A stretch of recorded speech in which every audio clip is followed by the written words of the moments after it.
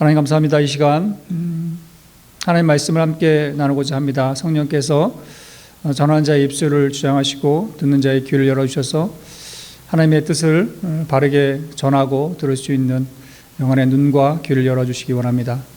감사함 예수님의 이름으로 기도합니다. 아멘.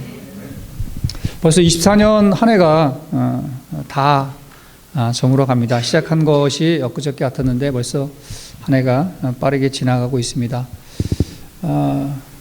지난 한 주간은 우리가 말라기 말씀을 묵상했습니다. 아시는 것처럼 말라기는 이제 성경의 마지막 말씀입니다. 그리고 예언서의 마지막이 되는 그런 말씀입니다. 잘 아시는 것처럼 성경의 전체적인 이야기, 성경의 스토리, 성경 전체의 이야기들은 저는 성경을 읽을 때에 많은 주제들이 있지만 하나님의 사랑 이야기가 아닌가 이렇게 생각이 듭니다. 하나님이 사람을 향한 끝없는 사랑 이야기가 성경의 이야기가 아닌가 싶습니다. 그리고 그 사랑 이야기는 어찌 보면 짝사랑입니다. 짝사랑. 하나님만 인간을 향한 하나님의 그 짝사랑의 이야기가 아닌가 생각합니다. 우리가 잘 아는 것처럼 창세기 시작은 하나님께서 이 모든 피조 세계를 만드신 이야기부터 시작합니다. 그리고 만들고 특별히 사람을 만든 것은 하나님께서 만드신 이 모든 피조 세계를 함께 나누고 함께 즐기고 함께 기뻐하는 그러한 존재로, 특별히 다른 피조물과 다르게 하나님께서는 우리에게 하나님의 형상이라고 하는 독특한 다름을 우리에게 하나님께서 부여하신 겁니다. 그래서 그 하나님의 형상 안에는 하나님을 알고 하나님을 찬양하고 하나님의 뜻을 분별할 수 있는 그 분별력을 우리에게 허락하신 겁니다. 그리고 하나님께서 허락하신 또 하나는 자유의지를 우리에게 허락하셨습니다. 사실 그 자유의지 때문에 하나님의 짝사랑은 저는 계속됐다고 생각합니다.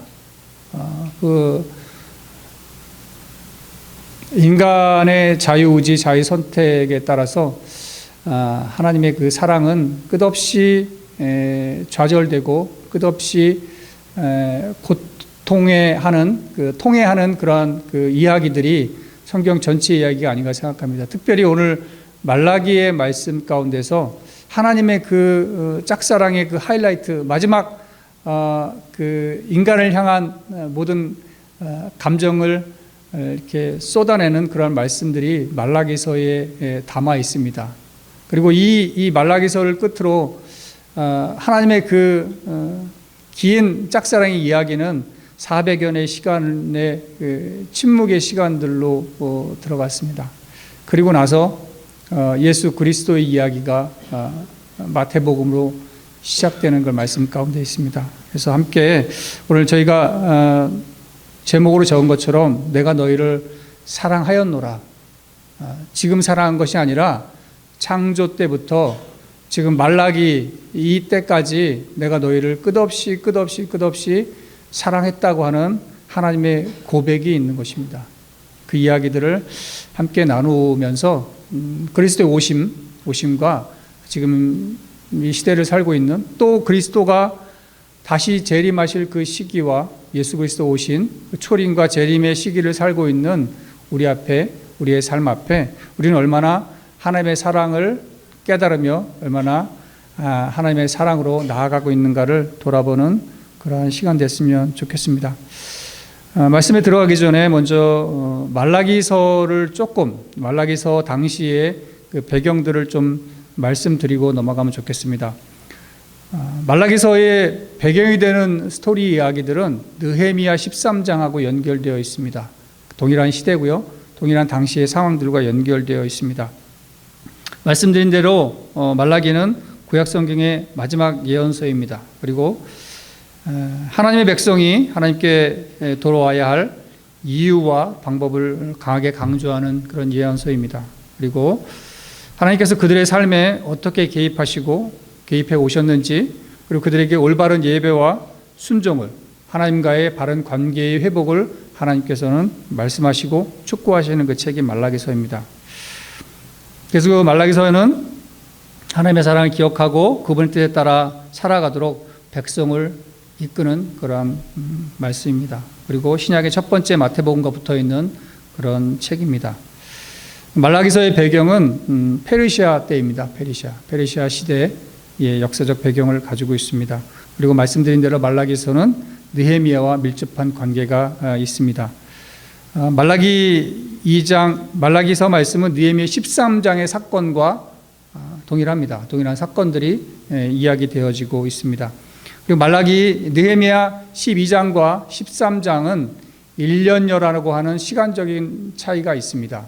느헤미야가 성전을 다시 건축하고 12장 말씀까지는 건축하고 다시 페르시아로 돌아갑니다. 페르시아로 돌아가서 한 1년 동안 왔다 갔다 하는 시간도 있으니까 다시 온 시간이 1년의 시간이 있습니다. 그 돌아온 이후에 그 과정 안에서 쓰여진 말라기서입니다. 말라기서가 그때 말라기가 이스라엘 백성들에게 선포한 이야기입니다. 그러니까 느헤미야가 다시 성전을 건립하고 다시 예배를 회복하는, 예배의 모든 흩어졌던 것들을 다시 회복하는 일을 해놓고 다시 페르시아로 돌아갔다가 와봤더니 이 모든 것들이 다시 원위치로 돌아갔다는 것들입니다. 그게 느헤미야 13장 이야기고 오늘 말라기 말씀의 이야기 내용들입니다.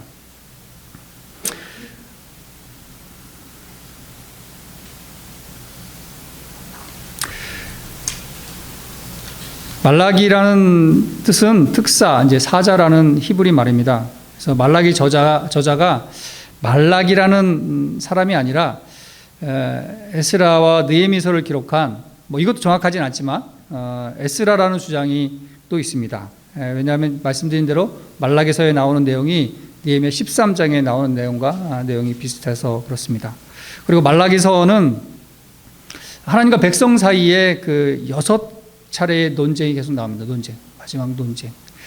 그래서 하나님과 이스라엘 백성 사이에 벌어진 6가지 논쟁이 말라기에서 가장 큰 비중을 차지합니다. 하나님께서 말씀하시면 이스라엘 백성들은 그걸 인정하지 않고 따지는 이야기가 나옵니다. 이스라엘 백성이 하나님을 따지고 드는 너무 지나치다는 정도의 생각이 들 정도로 강력하게 하나님께 반항하는 그런 모습들이 보입니다.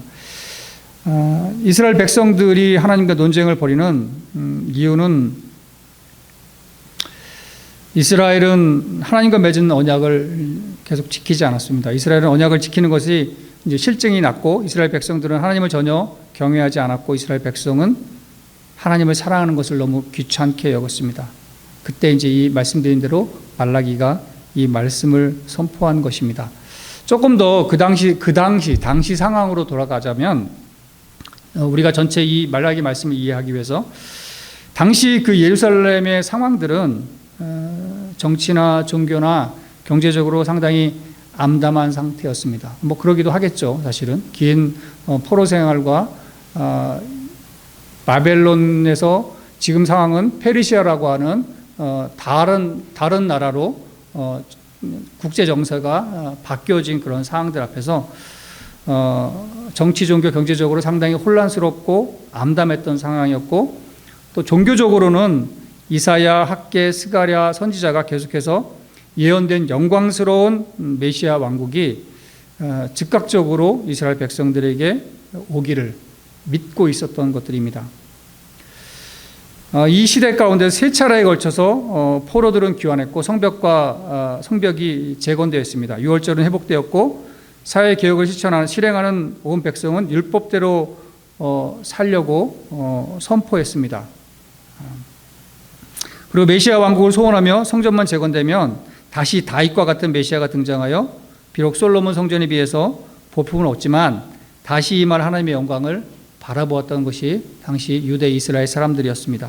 그러나 세월이 흘러도 그들이 기대하는 메시아, 오직 이스라엘만을 위한 정치적이고 종교적이며 경제적인 힘을 가진 다윗과 같은 큰 영광의 메시아가 임하지 않자 그들은 하나님의 사랑을 의심하기 시작했습니다. 그게 말라기 1장 2절입니다. 말라기 1장 2절.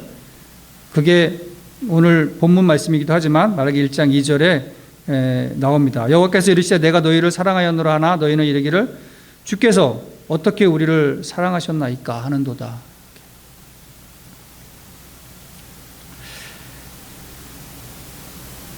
그들은 하나님의 사랑을 의심하기 시작했고 하나님에 대한 사랑이 냉소적으로 되어버렸습니다. 결국 이스라엘 사회에는 경건하게 하나님의 섬기는 자보다 당장의 안일과 만족을 얻기 위해 온갖 불의를 일삼은 자들이 더욱 횡행하게 됐습니다. 그에 따라 하나님의 공의에 대한 신앙적 의구심도 증대되어 갔습니다. 특히 성전은 선민 이스라엘 신앙과 생활의 중심지뿐만 아니라 오히려 중심지가 아니라 오히려 죄악의 온상이 되고 말았습니다. 오늘 본문 말씀이 그런 내용들입니다. 제사장의 타락과 백성들의 타락이 계속 이야기합니다. 결국 기대했던 하나님의 함께 하시는 증거, 즉 고생 끝에 건축한 성전에는 예전에 모세의 성막이나 솔로몬 성전이 임했던 하나님의 영광은 임하지 않았고 힘들여 가꾼 경작지는 계속 기근과 재앙으로 소출이 없었습니다. 따라서 일반 백성은 제사장들까지 하나님을 향한 미움이 마음이 사라졌고 형식적인 제사가 이어졌으며 11조를 드리지 않는 물론이고 자폰, 이혼, 간음 등 사회악이 득세하기 시작했습니다. 한마디로 영적 침체와 혼란이 주류가 이루었던 그런 시대입니다. 말씀드린 대로 경제적 상황은 농업이 잘 안 됐습니다. 농업이 안 되고 흉년이 들고 넉넉지 못한 경제적 상황 가운데 또 있었습니다. 그리고 동족들에 대한 고리대금을 계속 걷습니다. 세관원들이 계속 세금을 걷었고 페르시아도 당연히 페르시아에게 임명했던 총독들에 의해서 세금이 계속 과대한 세금이 계속 걷어들여졌고 그 다음에 수룹바벨 성전이 건축한 후에 실직자들이 많아졌다고 합니다.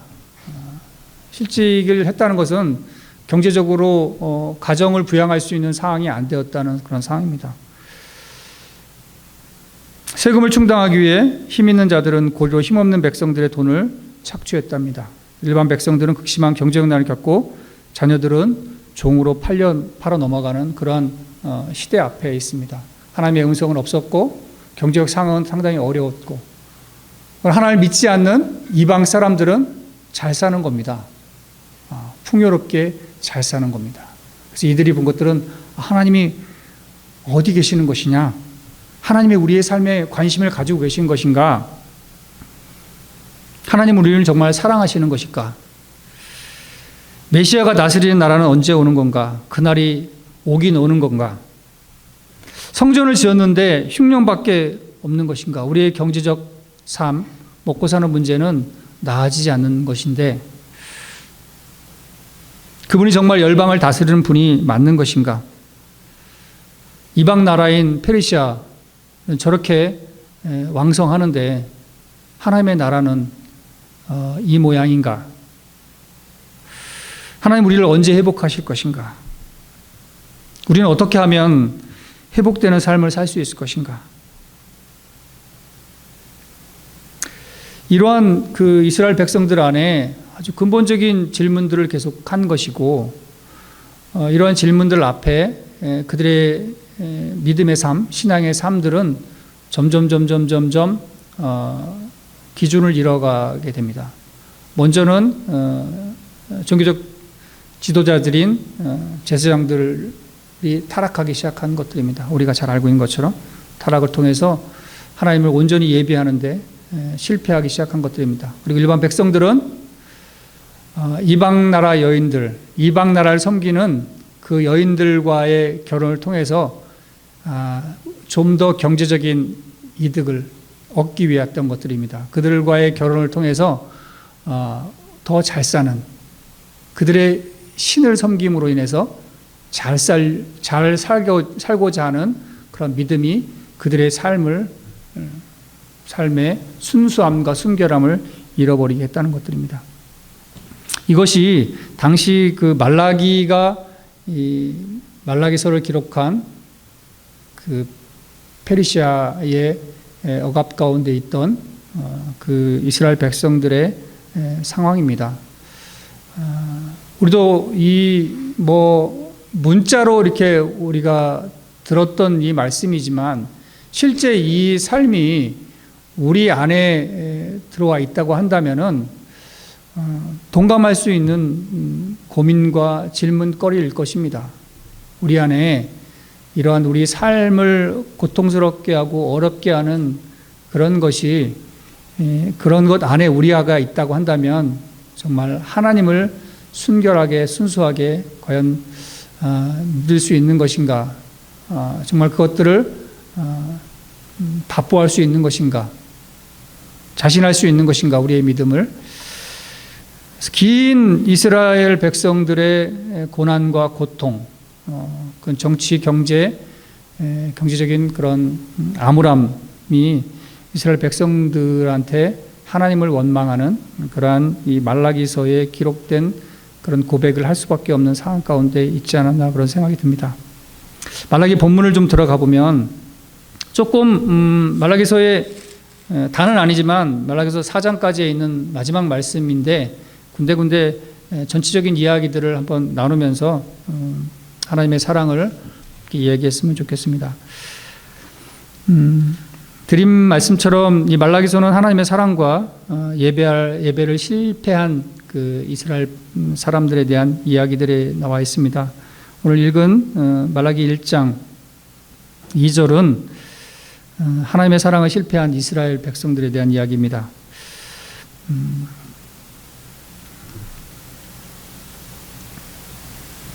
구약의 마지막 책인 이 말라기 서신서, 예언서는 내가 너희를 사랑하였노라는 말로 시작을 합니다.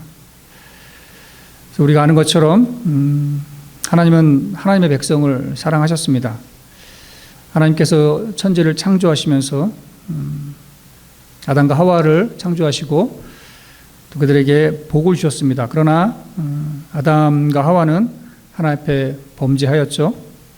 그러나 하나님은 여전히 그 범죄한 그 아담과 하와에게 가죽옷을 지어 입히셔서 하나님의 사랑을 나타내 보이셨습니다. 창세기 6장 5절 6절에는 여호와께서 사람의 죄악이 세상에 가득함과 그의 마음으로 생각하는 모든 계획이 항상 악할 뿐임을 보시고 땅 위에 사람 지으셨으면 한탄하사 마음에 근심하셨다, 이렇게 말씀합니다. 노아의 이야기거든요. 노아 전에 가인은 사실은 하나님께 예배하는 예배의 실패자 첫 번째 인물은 사실은 가인입니다. 가인이 예배를 실패하게 됐고 결국에는 동생 아벨을 돌로 쳐 죽이는 살인을 하게 되는 그런 가인이 있습니다. 그러나 그 가인도 하나님께서는 사랑하셨죠. 좀 전에 읽은 말씀처럼 하나님은 노아에게 그러한 사람들이 있음에도 하나님께서 노아에게 은혜를 주셨습니다. 그 은혜를 통해서 노아의 가족들이 하나님 말씀하신 그 방주를 통해서 구원을 받았고 인류는 다시 시작을 되었습니다. 그리고 하나님께서는 아브라함을 선택했고 이스라엘 백성들을 선택한 것입니다. 신명기 9장 24절에는 이스라엘 백성들에 대한 이야기가 이렇게 나와 있습니다. 내가 너희를 알던 날부터 너희가 항상 여호와를 거역하여 왔느니라. 이렇게 하나님이 선택하신 이스라엘 백성들에게 이렇게 얘기합니다. 항상 거역해 왔다. 사무엘상 그 8장 8절에는 내가 그들을 애굽에서 인도했는 날부터 오늘까지 그들이 모든 행사로 나를 버리고 다른 신들을 섬김같이 내게도 그리하는도다. 이것이 이스라엘 백성들의 모습입니다. 계속된 이야기입니다. 열왕기하 21장 15절에는 이는 애굽에서 나온 그의 조상 때부터 오늘까지 내가 보기에 악을 행하여 나의 진노를 일으켰습니다. 그러나 하나님께서는 하나님께서 사랑하신 그 사람들의 배반과 패역 앞에서 하나님은 이미 그 예수 그리스도의 십자가를 사역을 준비하고 오셨다는 것들은 우리가 잘 알고 있습니다. 이건 하나님의 긴 인내의 시간들이라고 생각합니다. 하나님의 돌아오길 바라는 하나님의 긴 인내의 시간이 아니었나 생각합니다.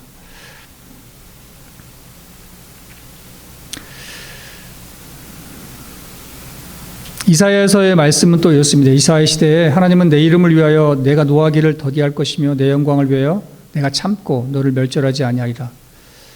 이게 성경 전체의 흐름의 역사입니다. 하나님은 사람을 사랑하시고 인간들은 하나님을 배반하고 창세기의 말씀은 전 인류를 대상으로 하지만 또 구약의 많은 부분들은 이스라엘이라고 하는 아브라함이라고 한 사람, 야곱을 통한 이스라엘이라고 하는 백성들을 선택하셔서 그들을 통해서 온 인류가 하나님을 사랑하라고 하는, 하나님을 사랑하고 하나님의 말씀을 온 땅 가운데 실천하고자 하는 그러한 사람들을 선택했지만 결국에는 다 실패했다는 사실들이 성경의 기록들입니다. 사실은 하나님의 약속은 이 처음에 가졌던 그 하나님을 사랑하는 것, 하나님 말씀하신 그 말씀들을 이 땅의 삶 가운데서 이루고자 하는 것들을 하나님께서 기쁨으로 약속하시고 언약을 맺었지만 사실은 사람들은 그 약속을 늘 파기했다는 것들이 성경의 역사인 것들입니다.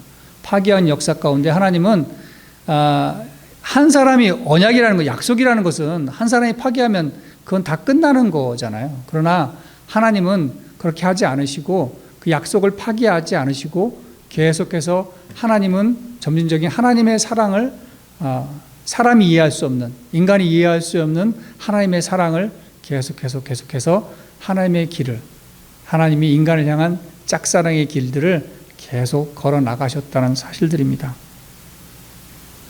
오늘 2장 말씀 보면 주께서 어떻게 우리를 사랑하셨습니까? 이렇게 얘기했는데 하나님이 갑자기 에서 얘기합니다. 에서와 야곱의 이야기를 합니다. 야곱은 이스라엘을 대표하는 말입니다.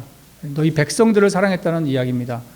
그 야곱이 하나님이 야곱을 선택했다는 것은 야곱이 의롭기 때문에, 선하기 때문에 선택한 것은 아니라는 것은 우리가 잘 알고 있습니다. 그 하나님의 사랑은 지극히 편애하는 사랑입니다. 사실은 어찌 보면 모든 인류를 사랑하지만 우리 안에 하나님께 주신 그 자유의지 앞에, 지금도 마찬가지라는 생각입니다. 하나님이 주신 그 자유의지 앞에 예수 그리스도를 통한 구원의 문을 열고 들어올 사람들은 첫 번째는 우리 자신들입니다. 구원의 문이 열려있는 부분들은. 그래서 하나님께서 우리에게 그 사랑의 문을 열어주셨지만, 모든 사람에게 개방해 주셨지만 하나님의 사랑은 어찌 보면 선택된 사람들에 의해서 하나님의 사랑은 이어가고 있다는 사실들을 기억했으면 좋겠습니다. 그래서 이 에서와 야곱의 이야기는 야곱이 비록 하나님 앞에서 온전하지 못할지라도 나는 야곱을 선택한 것이다. 그래서 그 하나님의 사랑은 어떤 조건의 사랑이 아니라 무조건, 조건이 없는 사랑이라는 것들을 오늘 말씀에서도 이야기하고 있는 것들입니다. 6절 말씀, 1장 6절 말씀 보면 하나님을 예비하는 데 실패한 이스라엘 사람들에 대해서 나옵니다. 우리가 읽은 것처럼 첫 번째는 제사장들에 대한 이야기가 나옵니다. 형식화된 예배들을 드리고 있다는 것들입니다. 경제적으로 상황이 어렵기 때문에 제사장들은, 우리가 여기 뒷장에 읽어보면 나오겠지만 그들의 제사장들의 제사의식에서 하나님을 경외함이라고는 눈꼽만도 찾아볼 수 없었고, 그들은 하나님을 두려워하지 않고 마음 내키는 대로 성의 없게 제사를 드렸습니다. 더러운 떡을 드렸고 여호와의 식탁은 경멸히 여길 것이라고 말했습니다. 그들은 제물을 고를 때 병든 것, 눈먼 것, 저는 것을 골라드렸습니다. 어차피 버리고 태워버리고 쓸모없는 것, 제물이나 하자고 생각했던 그들의 생각이었습니다. 그러나 우리가 아는 것처럼 이 제물은 하나님께서 깨끗하고 순결한 것들을 드리기 원하셨던 그 하나님은 하나님을 위해서 그런 것이 아니라 그 제물을 드리는 사람들을 위해서 그랬다는 것들을 우리가 잘 알고 있습니다.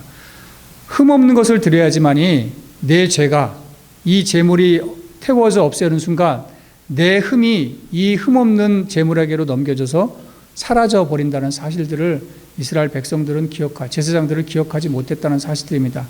그리고 그 흠없음이 나한테 돌아온다는, 그렇게 의미해서 하나님께서 나의 죄를 이 짐승에게 전가시킨다는 사실들을 다 망각해 버렸다는 사실들입니다. 하나님은 그것에 분노하고 계시는 것이며, 하나님은 그거에 대해서 시정할 것을 하나님께서는 말씀하고 계시는 것들입니다. 하나님께서는 또 이렇게 얘기합니다. 너희가 드린 그 제물, 너희 총독, 그 페르시아에서 임명된 그 총독에게 너희가 드리는 제물을 드려봐라. 그런 제물들을 받겠느냐? 하나님이 그렇게 얘기하십니다. 하나님이 또 누군가 성전문을 닫았으면 좋겠다. 닫아서 지금 드리는 그 제사 자체를 드리지 못하게 했으면 좋겠다. 라는 것들이 하나님의 심정입니다. 하나님은 그들을 통해서 영광 받으시기를 원했지만, 그러나 그 이스라엘 백성들의 하나님을 향한 그 믿음, 또 제사 형태는 하나님이 도저히 받아들일 수 없는 그런 상황에까지 이루어졌습니다. 하나님과의 관계는 점점 회복될 수 없는 그런 상황으로 깨어져 버렸다는 것들이 말라기 말씀 가운데 있습니다. 이 말라기의 말씀은 우리에게 두 가지, 당시 그 이스라엘 백성들에게 두 가지를 경고하는 겁니다. 첫 번째는 하나님을 향한 사랑을 회복하라고 하는 그런 메시지입니다. 우리에게도 동일한 이야기들을 하는 것들입니다. 하나님의 사랑. 결국에는 이 하나님의 창조 때부터 성경 전체에 흐르는 하나님의 그 사랑, 하나님의 그 사랑이 결국에는 예수 그리스도를 통해서 그 하나님의 사랑이 완성되는 것들입니다. 어찌 보면 저는 이 하나님의 마지막 그 예수 그리스도를 통한 사랑이 우리 인간이 가지고 있는 그 한계, 인간이 힘으로는 도저히 하나님과 관계의 회복 안으로 들어갈 수 없다는 것들을 하나님께서는 이 말라기의 이스라엘 백성들의 삶을 통해서 결론을 내리신 것이 아닌가 생각합니다. 도저히 더 이상 기다릴 수 없는 그러한 인간의 악함의 끝을 본 것이 말라기의 말씀이라고 생각합니다. 그리고 더 이상 하나님께서는 그래서 400여 년의 시간들을 고민하고 고심하고 기다리시는 시간 가운데 예수 그리스도를 언제 어느 때에 보내질지에 대한 고민 끝에 마태복음에 나와 있는 그 신약의 시대에 로마의 앞에 있는 여전히 이스라엘은 변하지 않는 성전에서 드려지는 우리가 신약에서 예수님께 성전을 회파하고 성전을 깨끗하게 하는 그런 것처럼 여전히 말라기 이후의 세대들에서는 전혀 개선되지 않은 모습들이 예수님이 예루살렘 성전에 갔을 때의 모습이 그대로 유지되고 있었다는 사실들입니다. 변화되지 않았던 모습 가운데 오늘 말라기 3장 1절에는 이렇게 얘기하고 있습니다. 만군의 여호와가 이르노라 보라 내가 내 사자를 보내리니 그가 내 앞에서 길을 준비할 것이요 또 너희가 구하는 바 주가 갑자기 그의 성전에 임하시리니 곧 너희가 사모할 바 언약의 사자가 임할 것이라. 갑자기 임할 것이라고 얘기합니다. 사실 갑자기 임했어요. 신약 성경에 보면 예수님께서 이스라엘 그 제사장들과 모든 그 리더십들 안에서는 예수님을 그 구약에서 얘기한 이 말라기에서 얘기한 다시 오실 그리스도 메시아라고 전혀 생각하지 않은 것들입니다. 오늘 말라기 말씀죠. 갑자기 그의 성전에 임할 것이라고 이야기합니다. 그리고 그 예수 그리스도에 대해서 2절에 또 그렇게 합니다. 그가 임하시는 날을 누가 등이 당하며 그가 나타나실 때 누가 등이 서리요 그가 금을 연다는 자의 불과 표백하는 자의 잿물 같을 것이요. 표백하는 자의 잿물 같은 표백을 깨끗하게 하는 것이죠. 그리스도의 보혈의 피가 하나님과 우리와의 관계, 깨어진 관계를 깨끗하게 하신다는 그 예언의 말씀들이 말라기 3장 2절, 1절, 2절, 3절까지 있는 말씀입니다. 결국 하나님의 깊은 시름과 인간을 향한 하나님의 깊은 그 짝사랑의 이야기들은 우리가 생각할 수 없는, 도저히 사람의 생각으로 이해할 수 없는 그러한 방법으로 하나님이 다시 본인 자신이 인간의 몸을 입고 연약하고 낮은 자의 자리로 이 땅에 오셨다는 사실들을 기억했으면 좋겠습니다. 말라기 2장 4절과 4절 말씀에 보시면 한번 보실까요? 말라기 2장 4절을 보시면 어떤 말씀이 있냐면 레위와의 언약에 대한 이야기를 합니다. 제가 읽어보겠습니다. 2장 4절 만군의 여호와가 일어나 내가 이 명령을 너희에게 내린 것은 너희와 세운 나의 언약이 항상 있게 하려 함인 줄 너희가 알리라. 5절 보면 너희와 세운 나의 언약은 생명과 평강의 언약이라. 내가 이것을 그에게 준 것은 그로 경외하게 하려 함이라. 그가 나를 경외하고 내 이름을 두려워하였으며 그의 입에는 진리의 법이 있었고 그의 입술에는 불의함이 없었으며 그가 화평함과 정직함으로 나와 동행하며 많은 사람을 돌이켜 죄악에 떠나게 하였느니라. 이런 말씀이 있습니다. 과연 그 레위와 언약했던 이 레위를 통한 제사장 가문들이 과연 이 하나님의 언약의 말씀들을 실천하느냐? 그렇지 않다는 것들입니다. 역설적으로. 그래서 이 말씀은 누구에 의해서 이루어졌으며 완성되었느냐? 예수 그리스도를 통해서 그 레위와 세운 언약이 완성되었다는 사실들입니다. 우리가 신약의 말씀을 보면 예수 그리스도 사복음서의 말씀 보면 예수님의 행적을 보면 하나님의 언약은 생명과 평강을 주시는 거다 이렇게 말씀하신 것처럼 예수께서 우리에게 선포하신 것은 내가 길이요 진리요 생명이다 이렇게 예수님 자신을 설명하셨고 또 내가 너에게 평강을 주노라. 평강을 주러 너희한테 왔다. 예수님께서 이렇게 선포하셨다는 것입니다. 그리고 예수님은 누구보다도 하나님을 경외하고 하나님의 이름을 두려워했다는 사실들이 신약 성경에 나와 있습니다. 그의 입에는 진리의 법이 있었고 맞습니다. 예수 그리스도의 입에는 선포한 말씀에는 하나님의 법이 항상 존재하고 있었답니다. 그리고 화평과 정직으로 하나님과 동행. 레위 제사장들은 그러지 못했습니다. 그러나 오직 그리스도만이 화평과 정직함으로 하나님과 동행하였다는 것. 그리고 많은 사람을 돌이켜 죄악에서 떠나게 했다는 것들은 예수 그리스도밖에 없다는 것들입니다. 그래서 결국에는 그리고 예수 그리스도는 하나님께서 육신의 몸을 입고 이 땅에 오셔서 낮은 자리에 앉으신 것처럼 이 땅에 오셨을 때 예수 그리스도가 걸으셨던 그 삶의 길은 항상 낮은 자의 길이었습니다.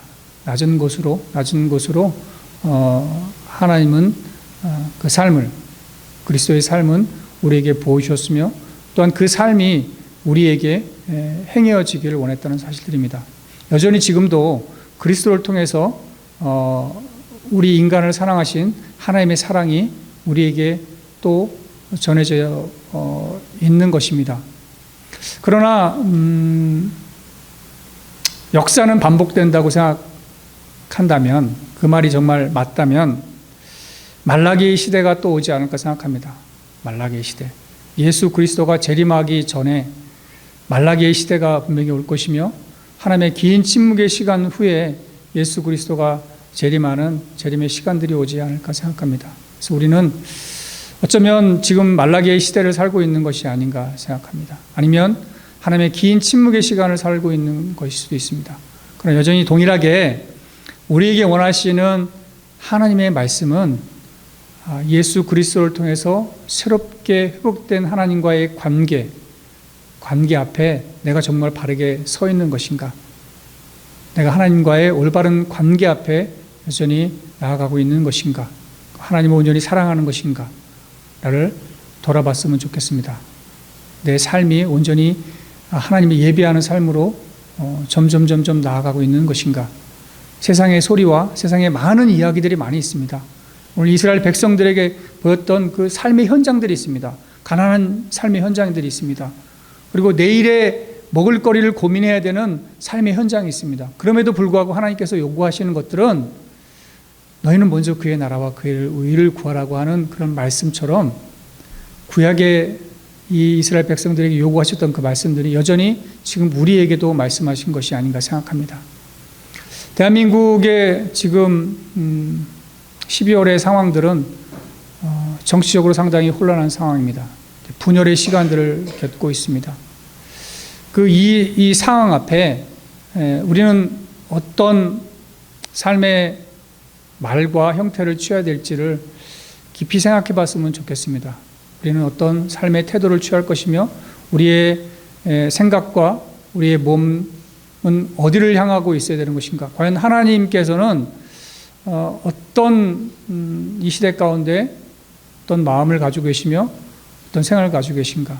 그냥 이 말라기서를 보면 여전히 하나님께서 굳이 힌트를 얻는다면 여전히 그 세상에 돌아가는 그 수많은 가운데 방관자의 역할이 아니라 하나님께서 우리에게 부여하신 예수 그리스도가 오셨을 당시 상황은 지금보다 더 어렵고 힘든 상황이었습니다. 그리고 여전히 그 당시 상황도 말라기 시대의 상황처럼 다윗과 같은 임금을 메시아를 기대하고 있었던 사실들입니다. 혹여나 지금 우리도 그것을 기대하고 있는 것이 아닌가. 우리의 삶, 내 고난, 내 고통 안에 함몰되어진 것이 아닌가 생각합니다. 우리는 먼저 하나님께서 이 온 땅을 향한 하나님의 뜻, 또 우리를 구원한 하나님의 뜻을 한 번 더 24년도에 얼마 남지 않은 시간 가운데서 여전히 하나님께서 우리를 사랑하신다는 그 사실들, 그리고 마지막 주님이 오실 때까지도 여전히 사랑하고 계신다는 사실들을 기억했으면 좋겠습니다. 그러나 예수님께서 우리에게 말씀하신 것처럼 말세에 우리가 믿음을 보겠느냐라고 하는 예수 그리스도의 말씀처럼 마지막 때가 가면 갈수록 말라기에 나와 있던 이스라엘 백성들과 같은 그런 모습들, 하나님을 예배하는, 하나님을 사랑하는 모습들이 형식적인 모습으로 바뀌어버린 그런 모습들이 말세가 가까이 오면 가까이 올수록, 그리스도가 다시 오면 올수록 그런 모습들이 더 있지 않나 그런 생각이 듭니다. 우리의 삶을 한번 돌아보면 정말 내 자신이 하나님 앞에서 온전하게 서 있는 것인가? 하나님과 올바른 관계 앞에 되어 있는 것인가? 하나님께서 말씀하신 그 말씀들이 우리의 삶을 주장하는 것인가? 인도하는 것인가? 아니면 세상의 소리와 세상의 가치관 앞에서 내가 두 가지 양다리를 걸치면서 적당하게 줄타기를 하고 있는 것인가를 한번 돌아보는 그런 시간들 됐고 24년의 마지막 시간들 됐으면 좋겠습니다. 함께 기도하겠습니다. 사랑의 하나님, 우리는 그 입술로만 하나님을 사랑한다고 합니다. 마음에서는 하나님의 먼 거짓 예배자가 되지 않도록 저의 마음을 지켜주십시오. 하나님께서 코웃음을 칠 만한 거짓 예배가 아니라 하나님께서 기뻐하실 만한 진실한 예배를 드리도록 저희 예배를 회복시켜 주십시오. 예배를 가볍게 생각하지 않게 하시며 온 마음과 정성을 다해 진실하고 사모하는 마음으로 참된 예배자로 하나님 앞에 서는 은혜를 허락하여 주옵소서. 하나님을 사랑하고 이웃을 사랑하는 낮은 자, 섬기는 자의 삶을 살게 하옵소서. 예수 그리스도의 이름으로 기도합니다. 아멘.